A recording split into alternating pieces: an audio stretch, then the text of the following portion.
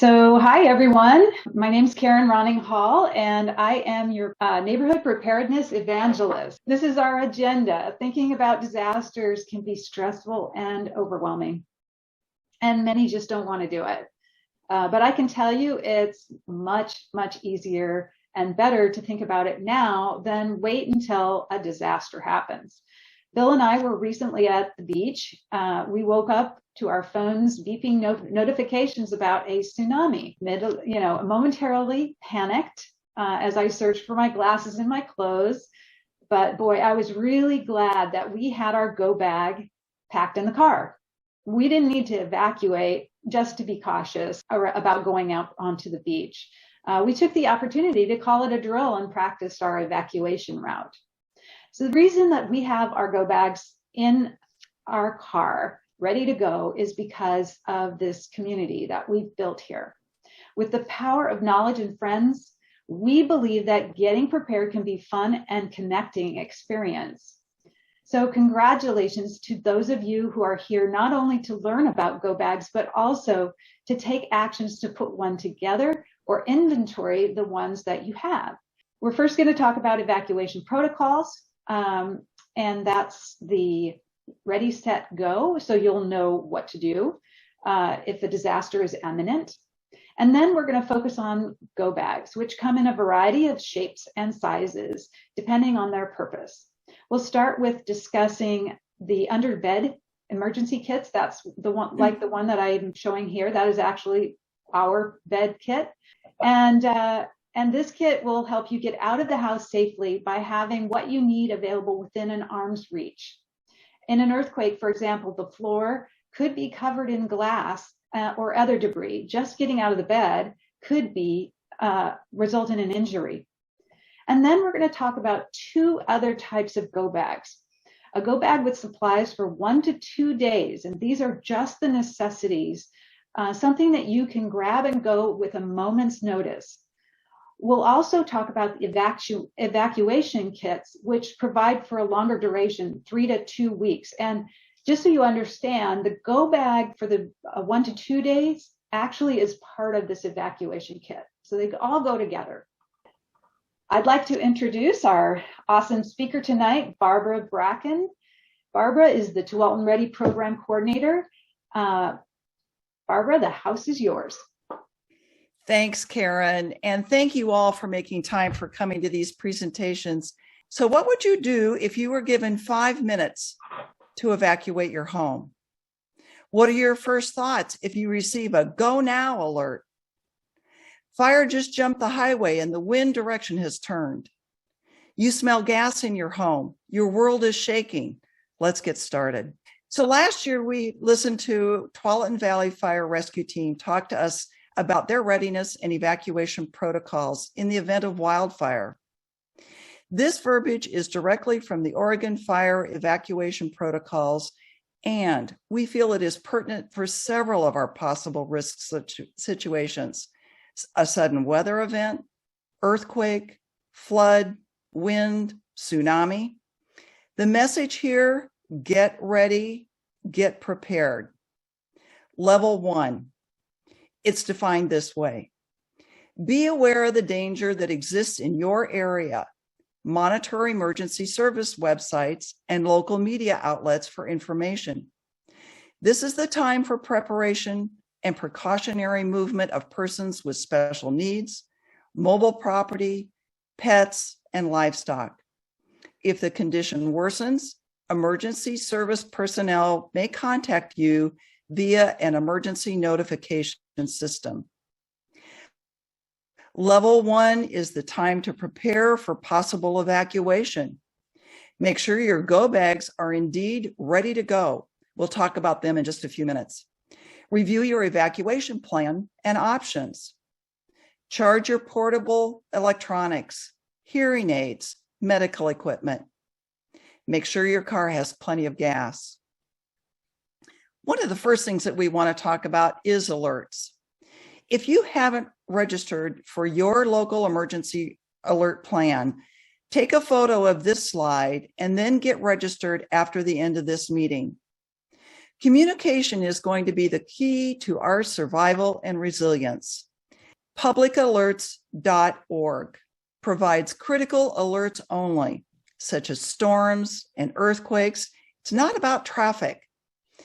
Each county has their own local alert system, but you can register for different addresses in that county. You can register the address of your home, work, school, other family members, multiple phone and addresses to get alerts for that local county. Secondly, Shake Alert. This is on your smartphone, and you need to enable it to get this earthquake information. It aims to send a 30 to 60-second warning to alert of an earthquake greater than 4.5 based on your location. It's going to give you precious, cautious time to drop, cover, and hold, and will hopefully minimize any serious injury. Our local radio stations include 91.5 FM, 1190 AM. Learn what your emergency radio stations are. In the Beaverton area, you can also go to 16.10 AM. It's only for people in Beaverton within about 3 miles of City Hall. It activates in a natural disaster, a terror threat, or emergency situation. If you live elsewhere, you can look up your local station, probably on your state site. In our case, Oregon State University. One of the best ways to receive radio alerts and notifications is to get an emergency radio, the NOAA weather radio station and alert. Get one that has multiple power options, including a hand crank when the power goes out. TVFR suggested subscribing to their Notify Me with your email. Level 2. This is known as Be Set. Level 2 means that the condition is more urgent and now you need to get ready to evacuate. You must prepare to leave at a moment's notice. If this level is communicated by authorities, it means that there is significant danger in your area, and you should either voluntarily relocate to a shelter or with family or friends outside of the affected area, or if you're choosing to remain, to be ready to evacuate at a moment's notice. Residents may have time to gather necessary items, but you're doing so at your own risk. This may be the only notice given. Emergency services cannot guarantee that they will be able to notify you if conditions rapidly deteriorate. Area media services will be asked to broadcast periodic updates. Get ready. Put your go and evacuation bags, medical equipments into your car, back the car into your driveway, and keep the keys with you. Locate your pets, check on your neighbors. It's okay, and quite frankly, wise to leave early. Roads will quickly become jammed. When you leave, shut all your windows and doors, turn off your furnace or air conditioner, and leave the lights on.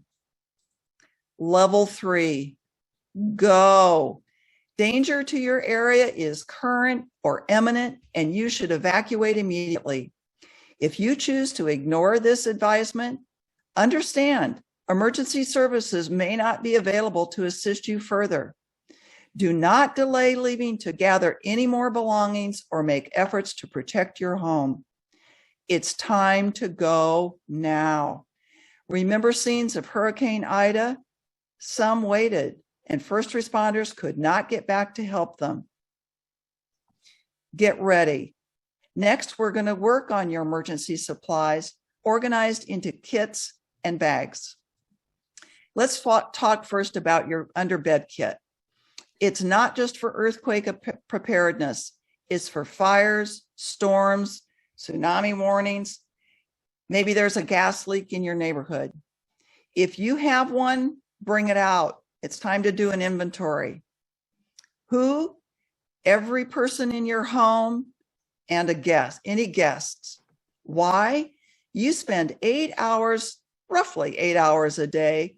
It could be dark and disoriented. The fact is, the vast majority of injuries that happen in earthquakes don't come directly from the earthquake itself, but from fire or broken glass.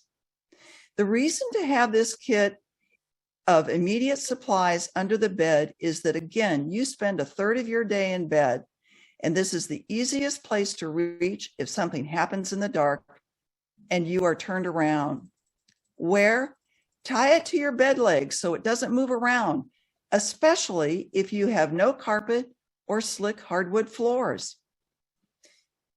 You probably already have a container in your home, and there's lots of options for storing your underbed kit with emergency supplies. Backpacks, of course, are great for storing emergency supplies, and they're easy to carry. You could use an old pillowcase. It's great. A fun activity for kids, let them decorate their own emergency pillowcase, such as the one shown here in the photo from Red Cross Pillowcase Project. Shipping boxes from Amazon. Who doesn't have one of those? A space saver vacuum storage bag or combination thereof. A bed caddy or pocket. These are great for storing important items that you use every day, such as your eyeglasses, a flashlight, your cell phone. They're not going to move around in an earthquake, and they can be purchased for under $20 or even make your own. Some other ideas: underbed plastic storage boxes, wicker baskets, a laundry bag, whatever you've got that's convenient. Even a heavy-duty storage trash bag. These types of bags have multiple uses in an emergency, including they can even be used as a poncho, ground cover, storing waste when toilets aren't in use. Did you know there are 51 ways to use a trash bag in an emergency, according to Tacoma officials? That's right, 51 uses. Items can be used in multiple ways like this are great to include in your emergency supplies. A heavy-duty trash bag is one of those items. What goes in your underbed kit? Here's my recommended minimum list: a hard hat or a bike helmet. Have the kids decorate their helmets. Purchase a good quality helmet. Some of the big stores sell like a $6 or a $7 one. I don't recommend it. The webbing that makes it fit your head specifically doesn't hold up very well. Eye protection, glasses or goggles. Face mask, KN95s, N95s, or a minimum of a 3-layer fabric mask. For your hands, leather palmed gloves. And we found that you can now find gloves at Bimart or online, smaller gloves that fit ladies' hands. For your feet, sturdy closed-toed shoes. You're may end up walking on glass. This is no time for flip-flops. We recommend a hands-free flashlight, certainly not candles. A whistle. If you need it, if you're lodged under something, it doesn't require as much air, and there might be a lot of particulates in the air. A bottle of water. You'll also notice that there help and okay signs were in Karen and Bill's underbed kit. You can download one from the Cedar Hills Ready booklet. Staple a couple of Band-Aids to make it easy to display your current condition in a disaster. It would be either okay or you need help, and you want to paste it to your front window or door. This helps your neighbors during search and rescue efforts after a disaster. This kit is easy to assemble, have it put together, and ready as soon as possible. Try to get it done this week. Have one put together for every resident in your home, including your frequent guests. Make one, give one, and after you complete your kit, you could give it as a birthday, anniversary, Easter's coming up, Mother's Day, Grandparents' Day, Kids' Day. Next, see if your neighbors have an underbed kit or if they might need some help assembling theirs.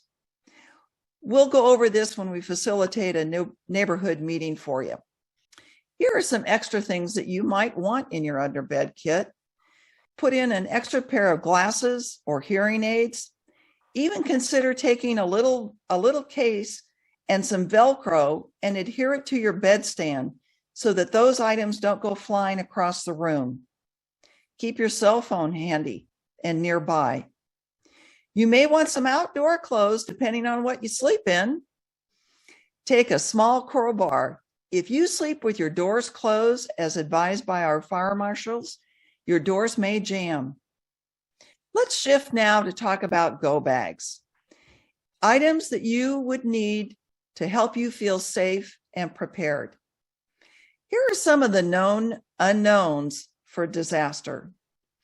You won't know where you'll be. You won't know what the weather will be like.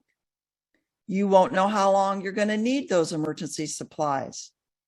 Think through these things and will help you focus on your mission and the purpose of that bag. So let's talk about some go bag fundamentals and building your own kits.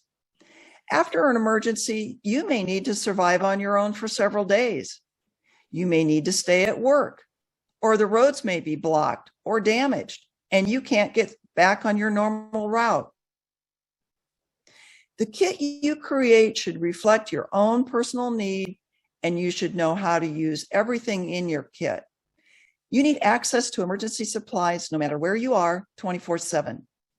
Prepare a go bag for work, school, cars, home. It's important to research emergency plans for your work, school, if you have parents living in adult living facilities or you're living there, caregivers. Know and understand their plans, responsibilities, and who are the contacts. Take a look at how all the different go bags that are available. Note the many types and designs. For example, seniors and those of you with special needs, you may want a roller bag. When organizing your emergency kit, consider the following. Look for a high-capacity backpack with many built-in storage compartments and modular pouches with clear tops for quick and easy identification. If you need more supplies than will fit in a single backpack, consider adding a duffel bag to hold your additional stuff. The fact is, I tend to overpack, and I'll wear a backpack on my front and one on my back. For households with 3 or more family members, consider organizing by person. Label it with their name and store all their needs in it, including medication and personal items. Add a personalized container like a pouch to your emergency bag for each family member. We'll talk about infants, seniors, and pets a little bit later. Things to help you get organized. I think what you'll find is you'll have many of these items already in your home. The key is gather them all in one place. Every person and family has different preparedness needs. The most important thing is getting your supplies all together. So use whatever bag you have now, and then or even maybe go to Goodwill if you don't have anything, and then you could upgrade it later with sales, like maybe during Christmas or back to school. What are the top 5 priority things that you would want to include in your bag? Share these with your neighbors in one of the breakout rooms. Almost everyone is back. Karen, can you share a couple things that are in the chat box? What I think you'll find as things start being written down and you can see them, it really underscores how different each of us are, because we each have different things. Bill is saying medicines, and Gloria Lee says a 4-in-1 flashlight with cell phone charger. That's a great idea. You may need to be prepared to shelter in place for 24 hours. Here's our top 10 list by categories. I do encourage you to jot these down in your notes. Water and food. Bottles or pouches of water, snacks, and a small water filter. Head and face protection, a warm hat or cap, sunglasses, a KN95 or an N95 mask, hands and feet protection, gloves, sturdy, closed-toed shoes, medicine and first aids, any critical medications that you take, a mini first aid kit, disposable gloves, communication, a cell phone charger or a power bank, and a crank-up radio, small bills and coins, a list of your emergency numbers, a copy of your family plan, a personal hygiene kit, including hand sanitizer, maybe even a small roll of toilet paper, a WAG bag. WAG stands for waste, alleviation, and gelling. And a trash bag, again, can also be used as a poncho, flashlight, and a whistle. Think about what specific additional items you might want to put in your 1 to 2 day bag. If you run out of water supplies, you will need to collect water and treat it by filtering it through a microfilter. There are a number of one-person filters that can filter water, and these range in price from $20 to $70. In a dire emergency, you can usually stick one into a stream and get a fairly quick drink. But we want to caution you on this.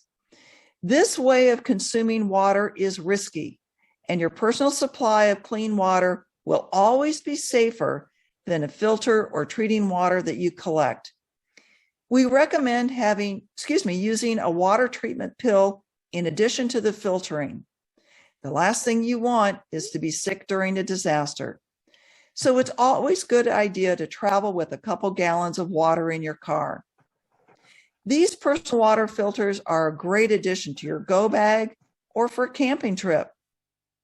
The drawback is that these have a very limited capacity and cannot supply a family's drinking water needs conveniently.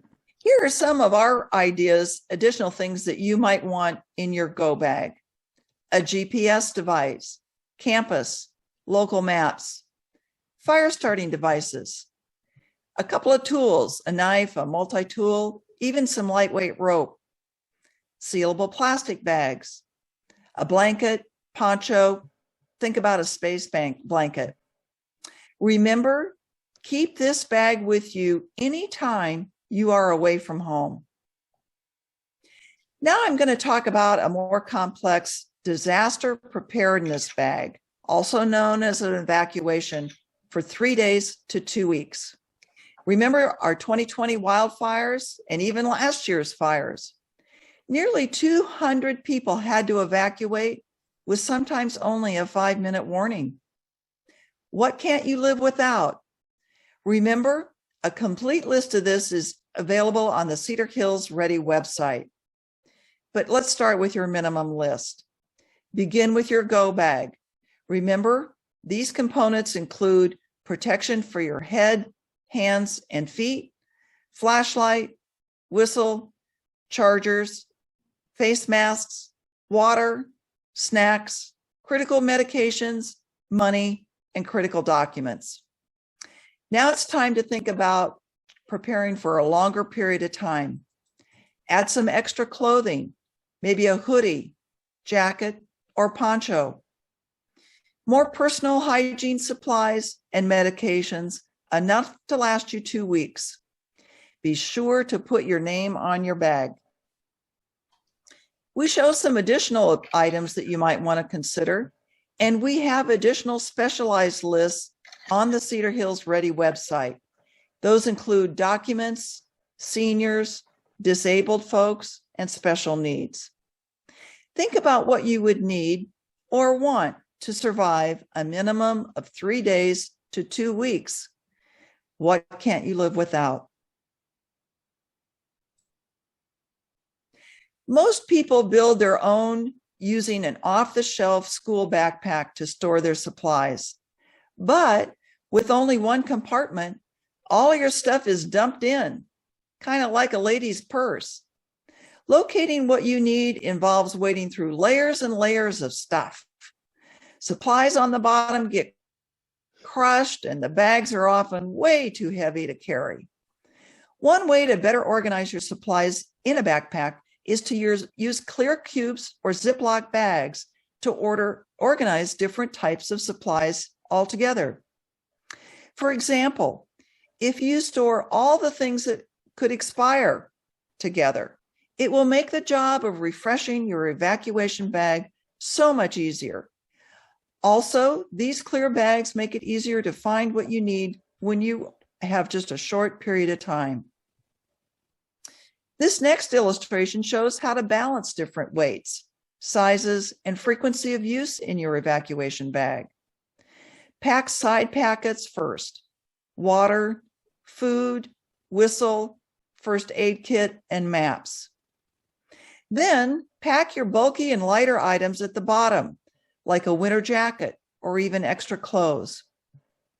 Your heaviest items should go in the small of your bag. But remember, no sharp objects next to your back. Keep waterproof and rain garments easily accessible, and it should weigh no more than 1/4 to 1/3 of your body weight. Who depends on you, and who do you depend upon? Keep emergency supplies for infants in their own dedicated baby duffel bag. Their preparedness needs change monthly in terms of food, diaper sizes, etc. You'll want to update their items more frequently than other family members. For growing children, pack their clothing 1 to 2 sizes larger. Include some quiet entertainment and a favorite toy. Have a separate bag for your pets. You'll need extra water, food, collar, and restraints. Be sure to include a crate for your pet. Most shelters will not accept uncrated animals. For seniors, your personal medical equipment, including your medical aids, canes, doctor's contact information. Again, I have a lot of suggested items listed specifically for infants and children, pets, and these are available on the Cedar Hills Ready website. It's really important to inventory and inspect your bag's contents. And this is a great winter project you can do right now. Because of temperature swings, food and water will need to be rotated more often. Avoid expensive items.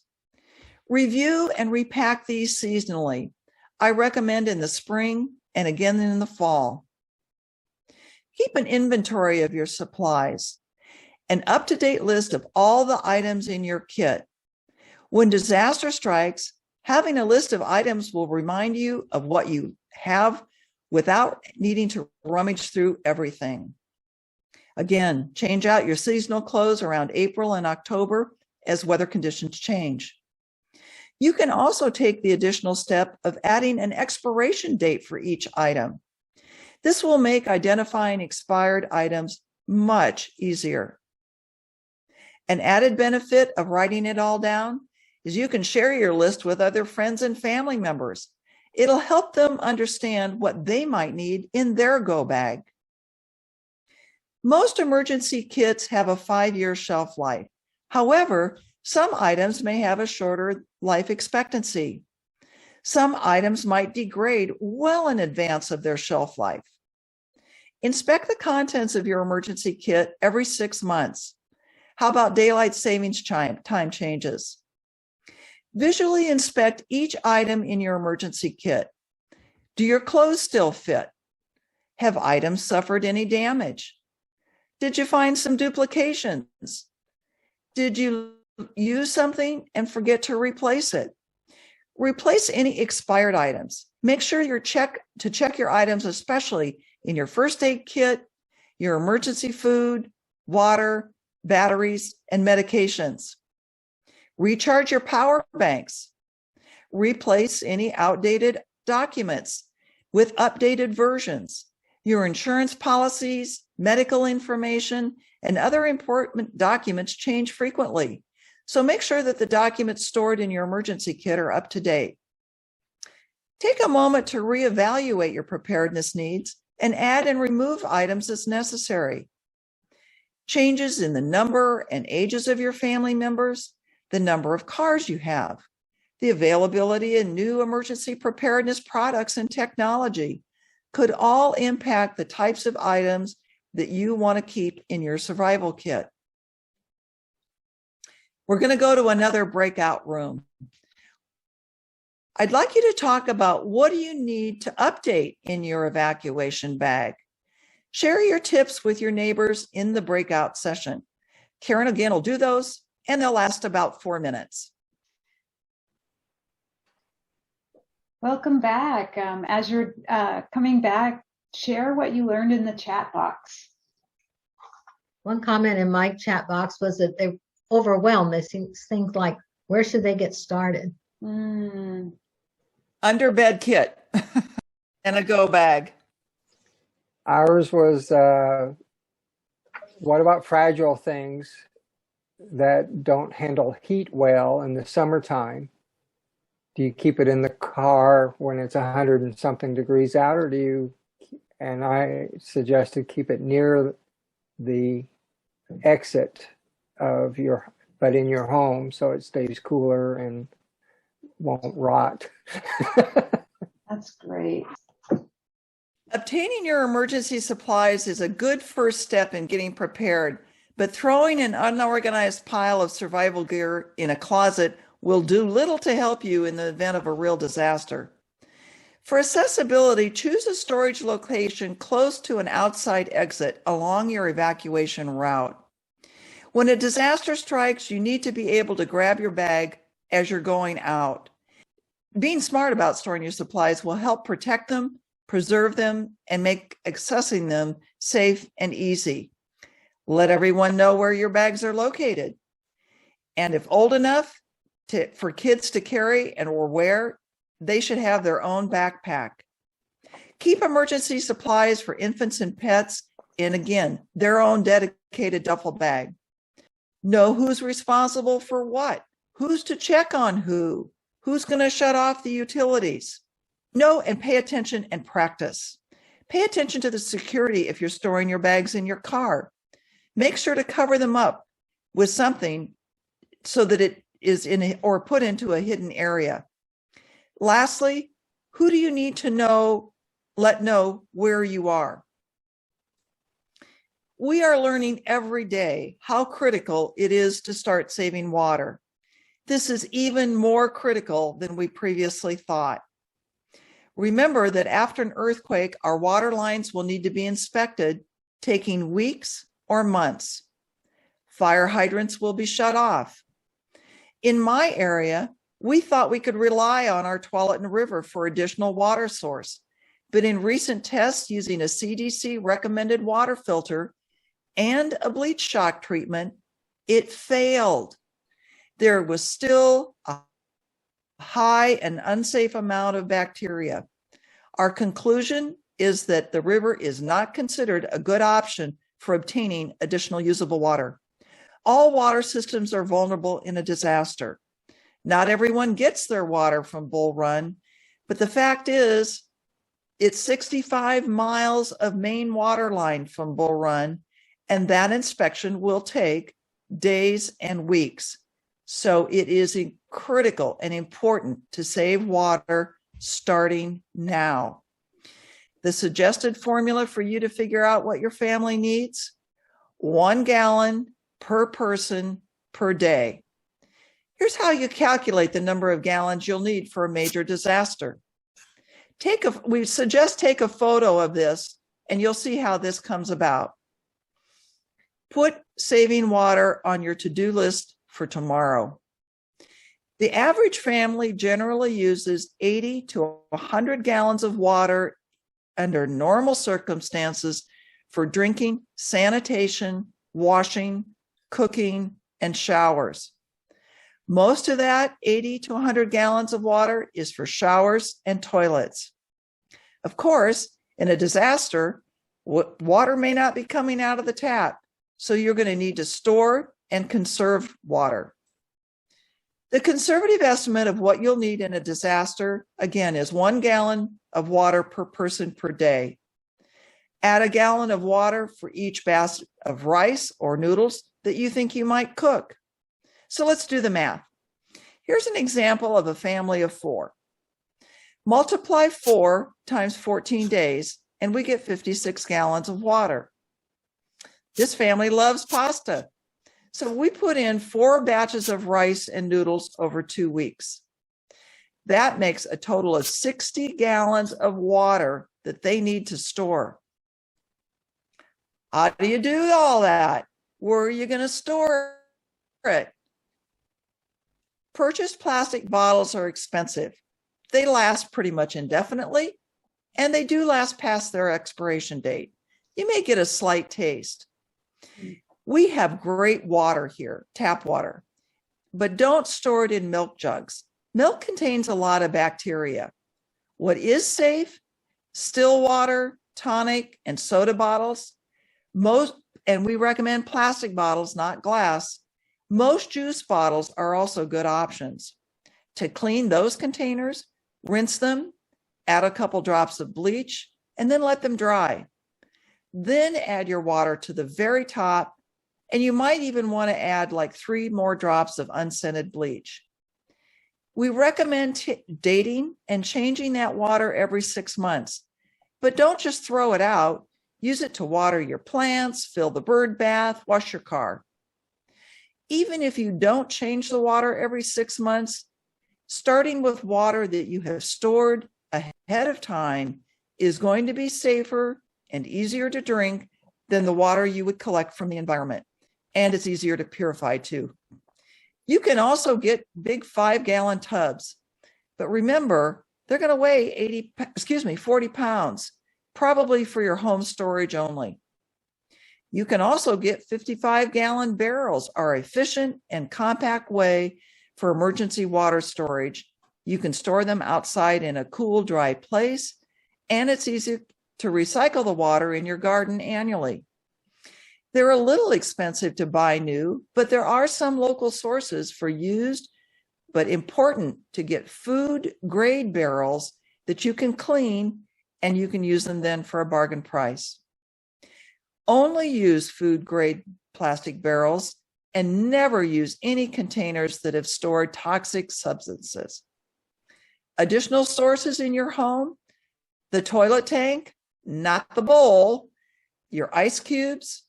But remember, any water from rain or in ponds needs filtering. Pools and hot tubs are not recommended for filtered drinking. They contain too many concentrated chemicals. You'll want to prepare a system to purify water, especially with a family. Filters are available to purchase, usually around $50. We'll be talking more about water in our upcoming presentation in March. You don't want to miss that one. Where to store all that water? Wherever you can find space. Right next to your under-bed kit is a starting place for indoor storage. When you store plastic containers, be sure to not store them directly on concrete in the garage or ground outside, because leaching can occur and could contaminate your stored water. In summary, just do it. Do this one step at a time. Start with what you already have. Emergency preparedness is a process. Be honest and clear about what your personal needs are. Those people that depend on you and those that you depend on. This looks like a lot of stuff. Just do a little bit at a time. Collect and organize things all in one place. We have all these lists under Get Prepared Now. Remember, sign up for your publicalerts.org. Enable Shake Alert on your smartphone. As mentioned earlier, you can find a lot of information at this URL code. On that site, we also have our Get Prepared Now Neighborhood Ready booklet for you to download. This is a workbook, and it includes forms, check-off sheets, a calendar of recommended purchases and activities to help you not be overwhelmed while getting prepared. Remember, knowledge means confidence. Planning plus preparedness equals resilience. Thanks for listening. Thanks for your attention and your great ideas. And I hope you'll share this information with your family, your friends, and your neighbors. Thanks for watching. I hope you found this video useful. If you did, click on the like button, or better yet, subscribe to our channel. Check out another one of our videos and let us know in the comments and questions any tips you have. Be safe.